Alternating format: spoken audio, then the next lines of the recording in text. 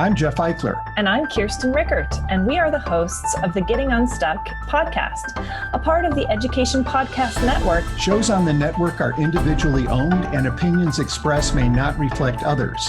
Find other interesting education podcasts at edupodcastnetwork.com.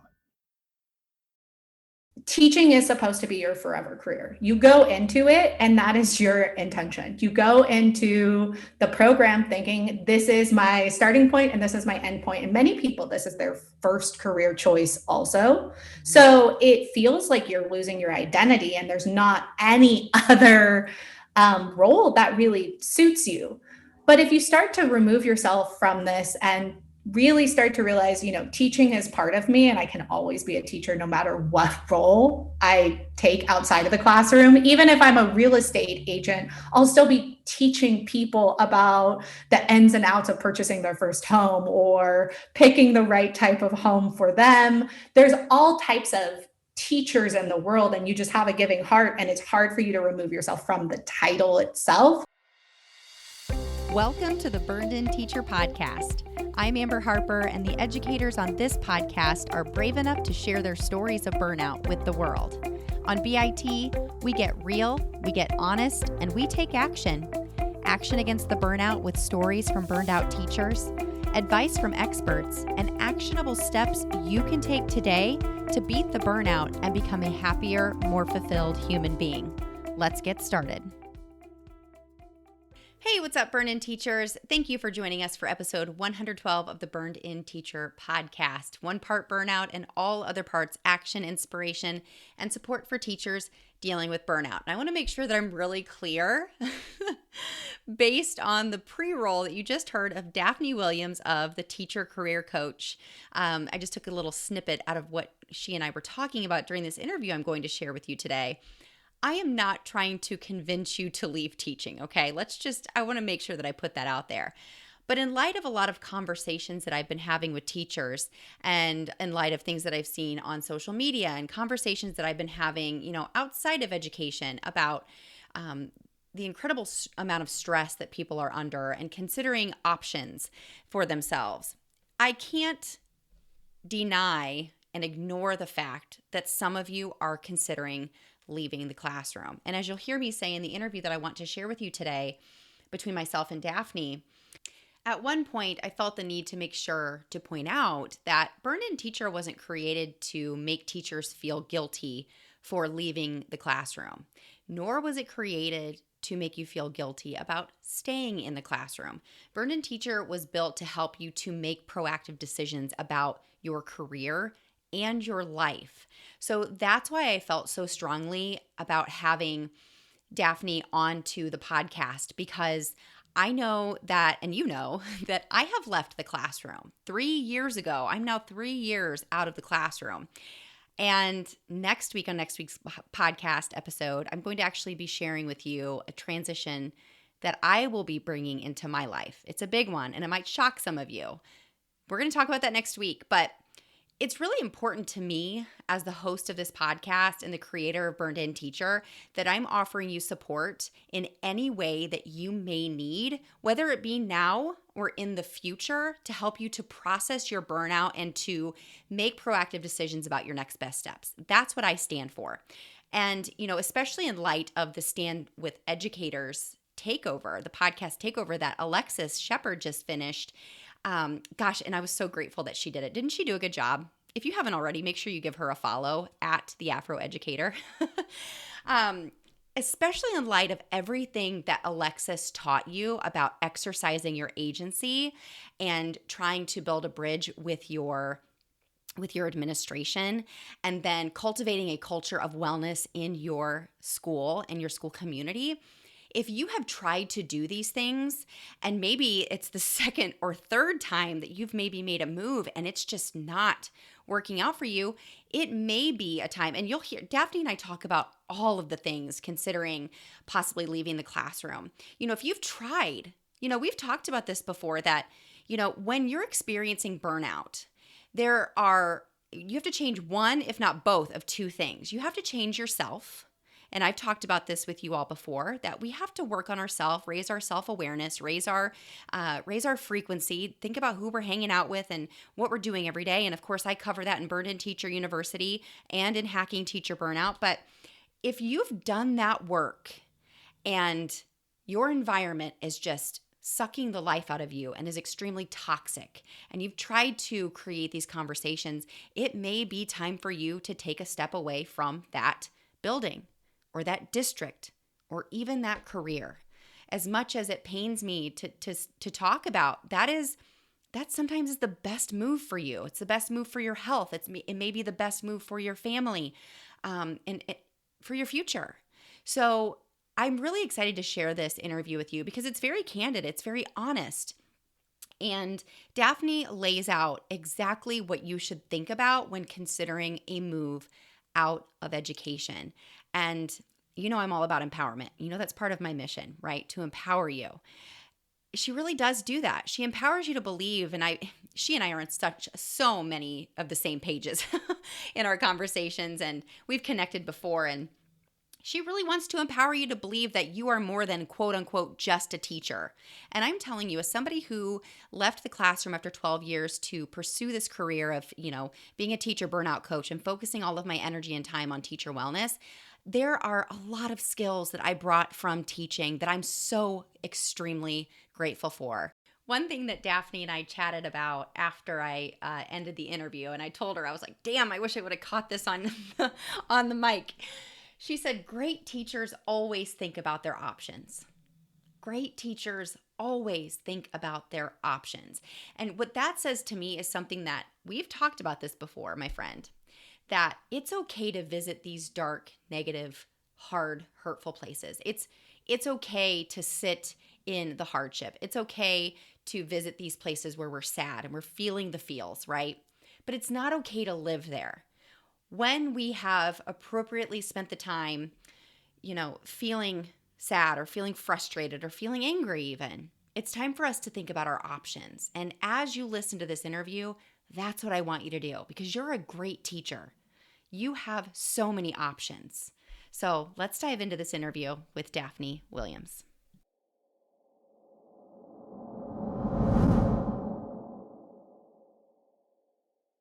Well, hello there, Daphne. Thanks for joining us today. Hey, Amber. It's so great to talk to you again. I'm really excited to be here. Yeah. I loved to have our conversation a couple of months ago. I got to be a guest on your podcast. So I'm so excited to have you here to share your burnout story and what you did with your burnout and what it is that you do now. So tell us a little bit about yourself. Yeah, so my name's Daphne. I am a former teacher. I started teaching, kind of tale as old as time. My mom was a teacher. My sister-in-law at the time was going into teaching, and it felt like a natural fit. I am very intrinsically motivated. And I got into the classroom the first few years. I really thought something isn't clicking. I don't feel like myself. I am very overwhelmed. I am very burned out. And I thought maybe a transition into a new school district would be the cure for that. I was really excited. I moved down to a new school district to be closer to my now fiance, but then boyfriend. And that very last year just solidified the decision for me that I needed to leave. I found myself in a really toxic work environment and found myself going to the doctor a lot for stress-related illnesses. And I just mentally kind of had a little bit of a breakdown. I did not know what my next step would be, but I decided that I was just going to transition into a new role. So I found myself working in educational consulting and actually instructional design, and started helping other teachers who were finding themselves in the same predicament transition into their own careers. And that's where we are now. Is I've been working as an educational consultant for a Fortune 500 company, and I also do the Teacher Career Coach podcast, which is where I interview former teachers and help other teachers kind of decide whether or not this is a path that they may want to pursue as well. Yeah, I'm so interested to learn more about how you help teachers to transition, because it's been my experience in my own life and my own teacher journey to consider leaving. It's not, and I don't know, maybe I'm wrong here, so give me some insight on conversations you've had, but it's not as simple as like flipping a switch and saying, I'm done, I'm out. Like there was a lot of internal struggle that I had with, this is what I went to school for. This is what I'm really good at. This is all I've ever wanted to do. And I know that really wasn't my story. I never knew what I wanted to do when I was in high school, but I loved it. But at the same time, I didn't love it anymore. Can you kind of walk us through, maybe what that looked like in your own life, but now how you help teachers to kind of process this internal struggle that can be so incredibly exhausting and challenging? That's exactly why I needed to kind of create this community, is because I mentally felt like I, didn't know what I was doing. I mean, I to put it into better terms, teaching is supposed to be your forever career. You go into it and that is your intention. You go into the program thinking this is my starting point and this is my end point. And many people, this is their first career choice also. So it feels like you're losing your identity and there's not any other role that really suits you.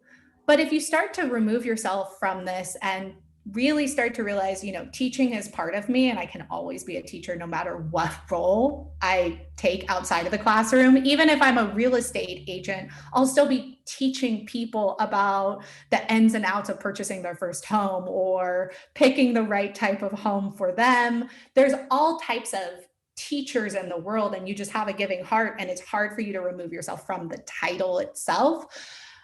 That was one thing that I really struggled with, but really getting into this kind of coaching service that I've been doing for teachers transitioning, starting to kind of pull back the layers of that. Like, why is that something that we have such a hard time with? Because if you went to school as an accountant and you got a job as an accountant, if you worked that job for 5 years, 6 years, and then out of nowhere, someone said, well, come over to this other company and become a chief financial officer, you'd be celebrated and nobody would ever think twice about it. And teaching can be the same thing. You can still leverage your experience into new higher paying positions or positions where you feel more fulfilled, but it doesn't have to be the same kind of stigma that I think was associated with a career change in the past. People looked down on it and talked about it like, oh, they left teaching. I think that is such an interesting place to focus, is that why does the career of teaching have to have that stigma attached to it, that if you leave, then you have some, quote unquote, failed in some way, like you failed the kids or you failed education, like. And I think a lot of it has to do with the very real fact that teachers are pulled so thin in the current positions that they're at. So if they start to leave, they look at the students, they look at the other teachers, and they look at how that might potentially negatively impact the school district that they love. Mm-hmm. And teachers are meant to put everybody else over their own self. Sorry, let me like self-worth, like self-care. Yeah. Yeah.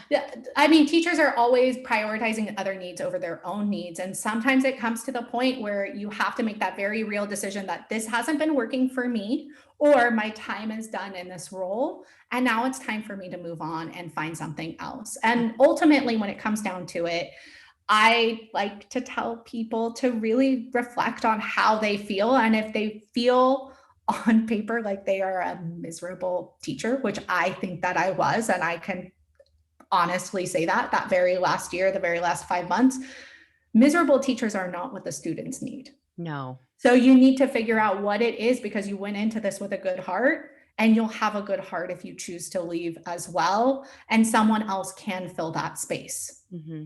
Mm-hmm. I think for some teachers, that's kind of hard to swallow. Like, who's going to come in?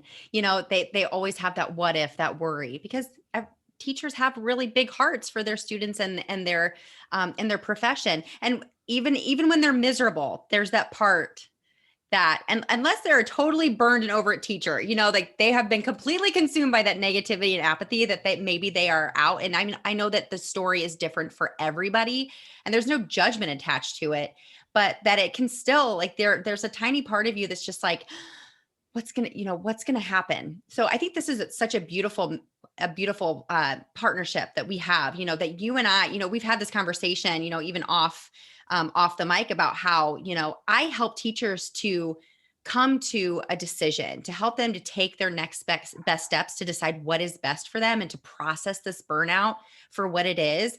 And that if they do decide that leaving the classroom is the best thing for them, and maybe they don't want to stay in the district that they're in or in the school that they're in, they maybe want to explore other opportunities in other organizations or in other, completely outside of education, that you would be a great person to come to in that Mhm. in that decision.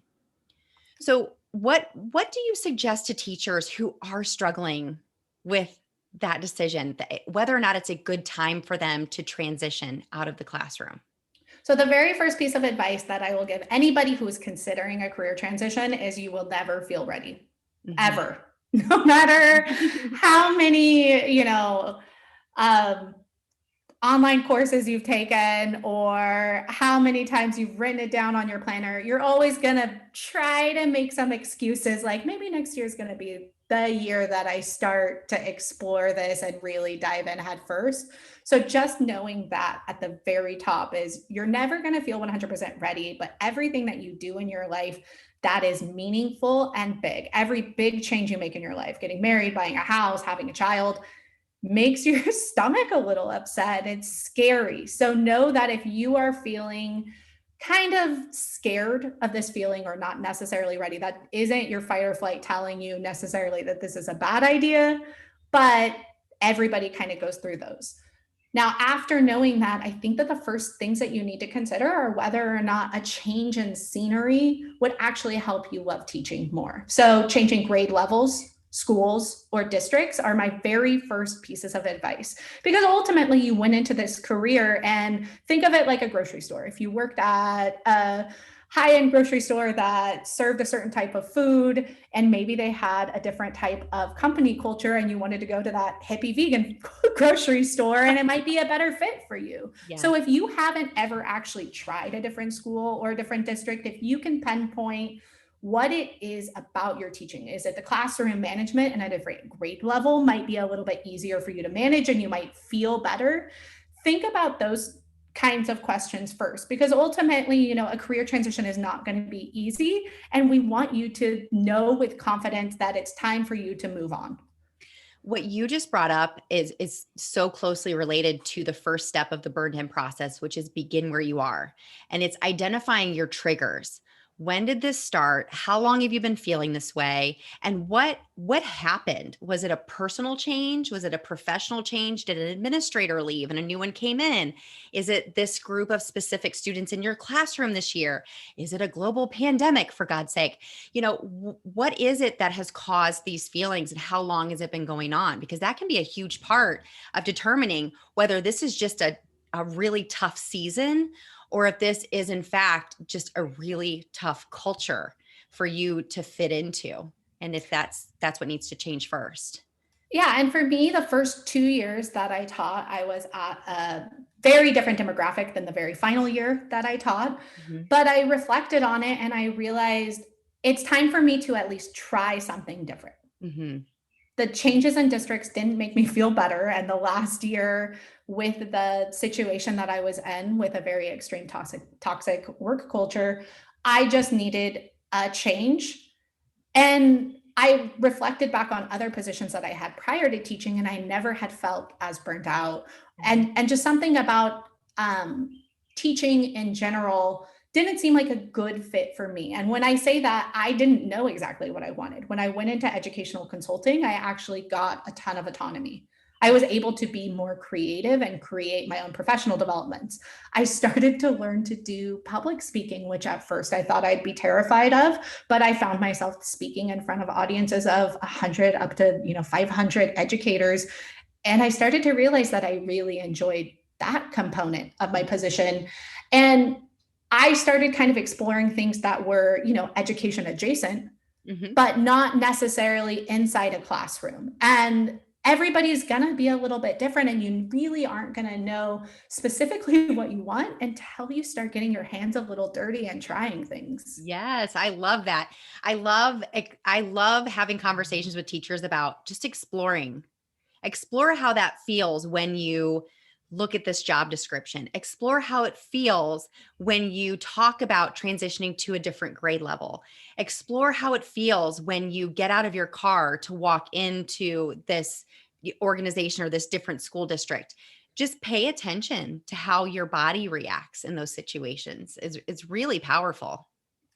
Yeah, and I 100% agree. That's one thing that I always tell people to do is like weigh the pros and cons of making a career transition if you're trying to consider that, and kind of be silent and think, listen to your body. And if you come to the realization as you're weighing the pros and cons that maybe staying in teaching on paper looks like it's the right choice, but your like heart sinks and you hate it, well, you might have to lean into that.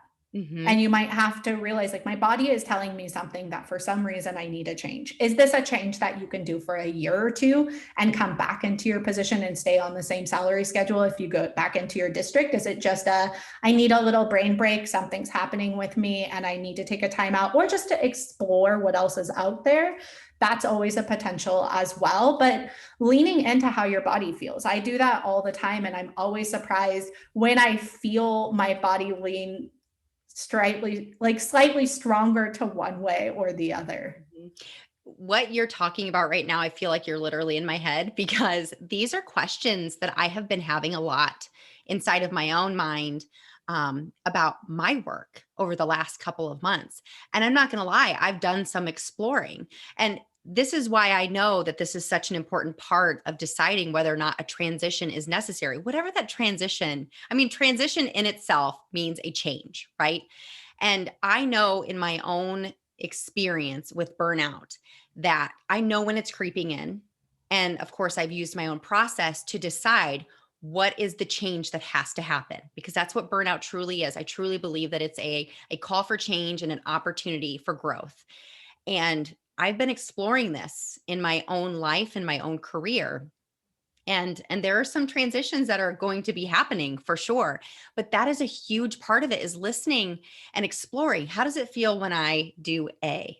Okay. Now the next step is, how do I feel whenever I'm doing B and then C? Okay. It's feeling really good. So I'm going to go to D and E. Just kind of following those feelings is so powerful, and listening to your gut, it's a good thing. Yeah, there's always going to be a level of, the grass is always greener on the other side. Oh, for sure. But you should be able to tell in your gut whether or not something is a good fit for you. And one thing that I know a lot of teachers struggle with is imposter syndrome of, I'm just a teacher and I'm not qualified for other positions. And so they don't even let their gut start to tell them whether or not that's a potential for them. But even on the podcast, the Teacher Career Coach podcast, I've interviewed former teachers who are now software engineers, third grade teachers who went into software engineering after a 3-month coding camp. I've interviewed, project managers, teachers who are professional development trainers, corporate trainers, instructional designers. There's so many different potentials where your experience, you can actually leverage it as transferable skills, and you are more qualified than you are probably giving yourself credit. So it is absolutely a potential for you. You have to get the imposter syndrome and, slam the door on that. But is it what you want? Yes. And I can tell you from experience that the grass is not always greener. It's not. Like, there are pros and cons to every single career choice that you make. It's not going to be complete and total rainbows and sunshine. Yes. And I've found a lot of the people who I have worked with are at that point of self-describing as miserable, and they had been for years. Therapists had told them for a very long time that this is a position that you need to leave. That is what my doctor was telling me, is that, I was getting weird swelling parts of my body and headaches that wouldn't go away. And I had to go into the doctor's office a lot that very last year. And they just said, these are stress-related illnesses. Your body is freaking out on a daily basis just due to the environment that you're in. Mm-hmm. And you need to make a change. So the grass is not always greener on the other side. Some of the main things that people start to think about, the pros and cons of for a new position, are, is my work-life balance going to be different? that software engineer that I just talked about, one thing that she said is she leaves work at 5 p.m. She closes her computer and she leaves for the day. And she said, even doing a really quick, like fast-paced coding camp, she said there were, men around who were kind of breaking down that it was a lot of work. And she said, this is nothing. Third grade kind of burned me out so much that this was not as grueling as other people were making it feel. You are very capable. So the work-life balance component for most positions are actually a little bit better if you are in that miserable place, if you are feeling completely overwhelmed by your teaching position. And another thing that people always kind of talk about is whether or not it's worth it to sacrifice your summer breaks for a full-time position that goes year round. And when it comes to that, just thinking about where you're at and once again, confidently weighing those pros and cons. Would you be able to find someone who could who could help you with your children at home is one question to consider. And all of the other weekends of the year, are you able to be there with your family? Are you prioritizing your time with your family? And do you feel mentally well with your family in your teaching position? And has this been going on, not just pandemic time, I mean, for 3-4 years that you just don't feel present? Because would you sacrifice a month off with your family to feel happy every afternoon, to feel happy every weekend, and to find something that's working with you? Yeah. So there's, lots of pros and cons, and every situation is very unique and personal, and making sure that you really know where you are at and that you are ready and willing to make the effort to try something new.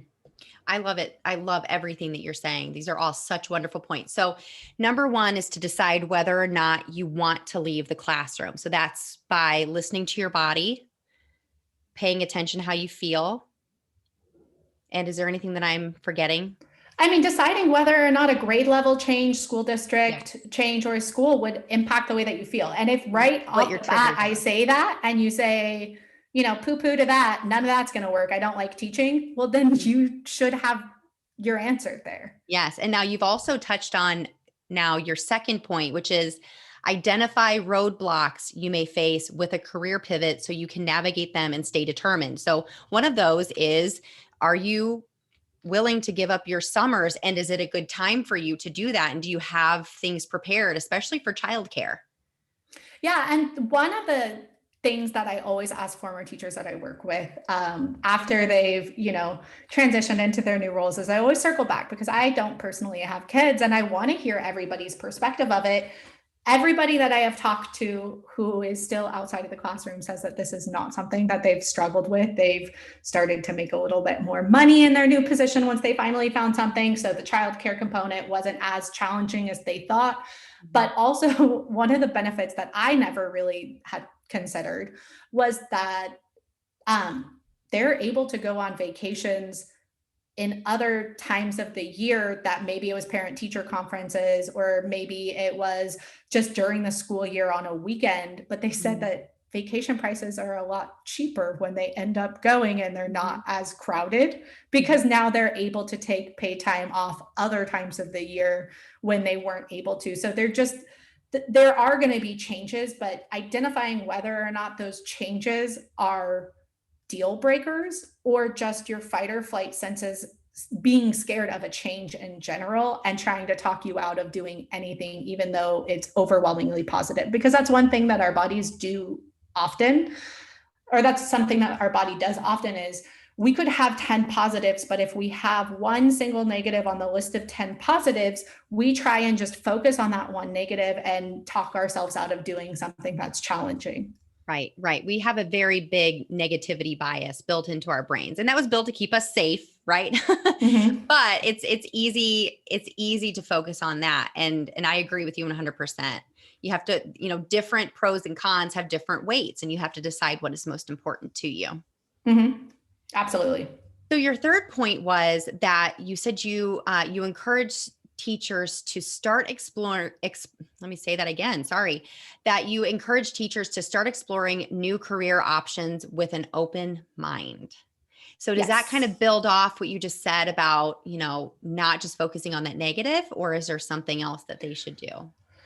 No, I think one thing that they want to see on paper is a job description that says, I'm the executive helper or the nice person in charge, or something that feels intrinsically motivating. So when they start seeing technical words, customer success manager or implementation specialist, they start to think, okay, well, that doesn't sound like something I would be happy doing. But let me break down implementation specialist. That is someone who is in charge of implementing or teaching someone to implement a product or a sign-on process or whatever the company asks for their clients. So you're walking someone through step by step and helping them implement it. Let's just say you work for a company that has like an online portal. The implementation specialist would get on a call and say, hey, let me help you walk through this. Do you have any questions about it? And it's technically kind of a teacher. And it's something that, yes. That sounds like a lesson, Yes. like this is how you do it. Now let's walk through it together. And now you try it and let me know if you need help. I'll be around to help you. And I've kind of listed out a ton of positions like that. I created actually a quiz for it that we can link at the very end of the episode. But just to help teachers understand what roles are the easiest pivots, because I have what I call 3 career buckets for teachers that, because no one was really speaking to this audience before. When I was doing my own transition, there was no other sorts of resources to help.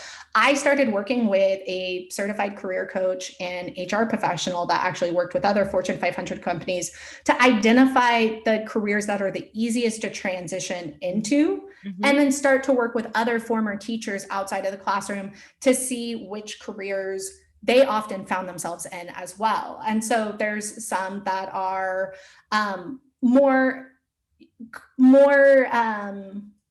closely related to teaching. So that would be like a museum education director or someone working at, think of anywhere you go to field trips and they have those lessons. Those are built by former teachers often because they need to talk about classroom management, curriculum, all of those types of places usually have former teachers who are in charge of that type of like curriculum development and running the program of people who are doing those field trips. You can do, there's like daycare center manager positions. Those types of positions are kind of closely related to teaching. But then there's also some that just working in education in general at an education company that on paper you wouldn't necessarily understand how you could be a salesperson, but the salesperson at an education company is just talking to principals and admin about how this product might support teachers and how it could help students and how it's implemented into the classroom. So it's not as salesy as you would think. It's just helping people see and understand how something would work. Tons of different education company roles that hire former teachers. And then there's roles that are completely outside of teaching, like implementation, corporate trainer, instructional design, talent and development, human resources positions.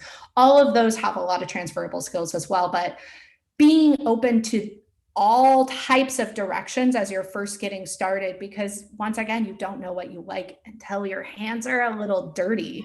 I on paper thought I liked blogging, and I thought that I would like, blogging sounds fun, but I actually really like what's called search engine optimization. That's what I'm really interested in. And I like the technical components. I wouldn't have known that if I didn't sit down and actually try both of those things. Yes. It's in the trials that you won't know unless you try, right? We tell kids this all the time. You're not going to know unless you try, but it's harder to implement in our own lives. So I am on board 100% with everything that you're saying. We've never had a conversation like this happen on the podcast. So I'm really excited for teachers to meet you. And if they've never heard of Daphne Williams from the Teacher Career Coach, how can they find you so they can learn more about these amazing resources and opportunities that you offer to teachers who do make the decision that it is time to make a transition out of the classroom? Yeah, so I created a page just specifically for your audience to put everything kind of compiled into one easy to use location, which is teachercareercoach.com/burned-in-teacher, all one word, burned-in-teacher. So once again, that's teachercareercoach.com/burned-in-teacher. And that will have that free career quiz. So you can just kind of gauge what careers you might be the most qualified for or might be the most interesting to you. I have a podcast that you can listen to, Teacher Career Coach Podcast, where I share my own story and advice and also interview former teachers. And I had a really great guest, Amber Harper, on one of my upcoming episodes. So you want to stay tuned and subscribe for that one. And then also I have an Instagram, Teacher Career Coach, where I share former teacher stories or just tips and tricks straight to Instagram. So those would be the easiest ways to find me.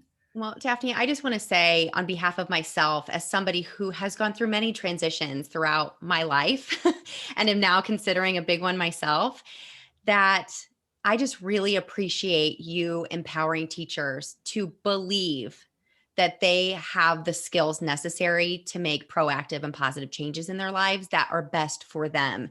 Because I know that people who are listening to this episode, they've heard me say it before, that Burned In Teacher was not created to keep teachers in the classroom. It wasn't created to get teachers out of the classroom.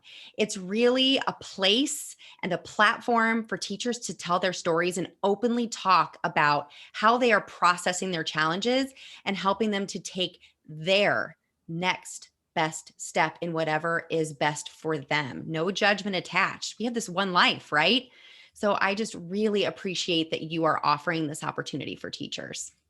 Thank you so much for saying that. And just to add to it, I think something that happened in the last, 30, 40 years of education is teachers always felt like they were backed into a corner. And once they got into this position, they were a little bit stuck and they didn't have other options because they were afraid to talk about it. They didn't know where to look for support for it, stigma, teacher gout, you name it. But now that the options are starting to be more aware, or they're starting to be more aware of their different options, I hope that that actually brings clarity and confidence that whatever step you make, you are making the right one for you. Instead of just saying, I might potentially want to leave the classroom, but there's nowhere that hires teachers. Now you do have the information that there are places that hire teachers and there are people who can help you make that transition. But if that is not the right choice for you, lean into what you're doing and just find happiness whatever you decide to do, whether it's leave the classroom or just go all in on teaching and find the systems that work for you.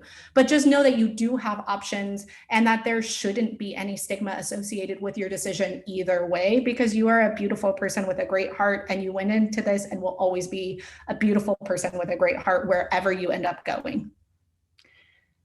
There's no better way to end this episode than with what you just said. So thank you so much for the work that you do. And thank you for being on the podcast with me today. Thank you so much. I really appreciate it. All right. Everybody go ahead and take a deep breath because you just took another step to becoming a burned in teacher. Burn on. If you enjoyed today's podcast episode, you can head over to burnedinteacher.com where you can access the entire vault of Burned In Teacher podcast episodes and more information about ways I want to help you go from burned out teacher to burned in human. If you enjoyed today's episode, I would be so grateful if you would head over to iTunes and leave a review and a rating about the Burned In Teacher podcast. Until next time, take a deep breath because you just took another step to becoming a burned in teacher. Burn on.